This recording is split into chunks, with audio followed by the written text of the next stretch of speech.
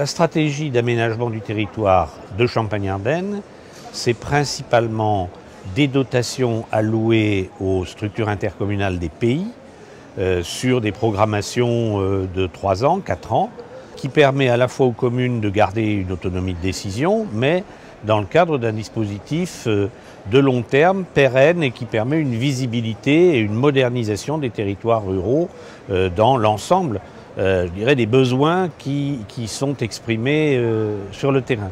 L'ingénierie, parce que c'est vrai que pour monter des dossiers, pour concerter entre les différentes collectivités, souvent avec des communes très dispersées les unes des autres qui manquent de moyens, eh bien l'ingénierie, c'est simple.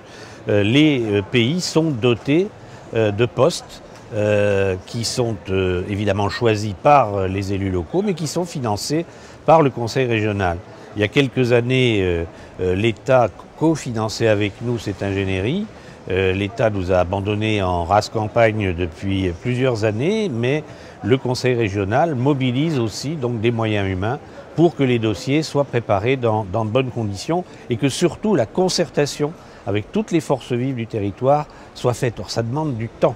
Qu'il s'agisse des élus politiques, donc des maires, de leurs conseils municipaux, pour qu'ils délibèrent, ou qu'il s'agisse du monde associatif, des forces vives, de la société civile, comme on dit, qui est associée dans tous les territoires de pays, dans le cadre d'un pôle, un peu comme les conseils économiques et sociaux, si vous voulez, à l'échelon global des régions ou à l'échelon national.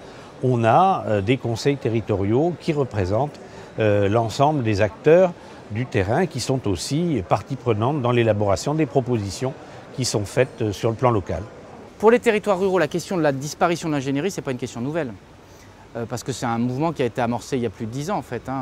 La réorganisation d'abord des DDE puis transformation en DDT, on a senti nous dans les territoires ruraux qu'on ne disposerait plus des moyens humains qu'on avait avant à disposition pour un certain nombre de missions autour de l'eau, autour de la voirie, autour de l'urbanisme même petit à petit, et on voit bien qu'au bout, on va vers une disparition quasi totale de la présence de l'État sur les territoires de cette façon-là, avec un redéploiement sur d'autres missions, des missions nouvelles, puis aussi des missions qui continuent d'exister et sur lesquelles on n'aura plus l'appui de l'État. Donc c'est une question qui n'est pas nouvelle, on arrive au bout du système, c'est-à-dire que maintenant, dans beaucoup de territoires, j'entends beaucoup de collègues, moi-même, dire on ne peut plus compter sur l'État, c'est un fait, il n'y a peut-être pas de grief à en avoir, parce que c'est une continuité politique d'une certaine façon, cette affaire-là.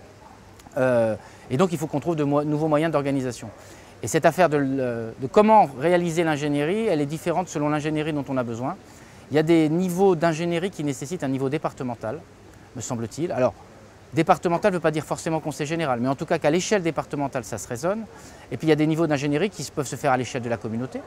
Dans ma propre communauté, on a essayé de le faire autour de la voirie, c'est-à-dire qu'on a recruté quelqu'un qui s'occupe du suivi de l'entretien, du suivi des travaux sur toute la partie voirie. On a quand même 300 km de voirie qu'il fait pour la communauté de communes et qu'il fait aussi pour les communes, sous forme de mise à disposition. On a l'assainissement non collectif aussi, qui est un vrai sujet. Et là, on est en train de regarder si on ne peut pas coopérer entre plusieurs communautés. Donc je ne crois pas qu'il y ait une réponse unique à la disparition de l'appui que nous apportait l'État, mais il y a une réponse diverse en fonction des sujets d'ingénierie. J'ajoute un mot parce que ce n'est pas complètement distinct. La production de normes, on en entend beaucoup parler, on dit toujours qu'on va la diminuer.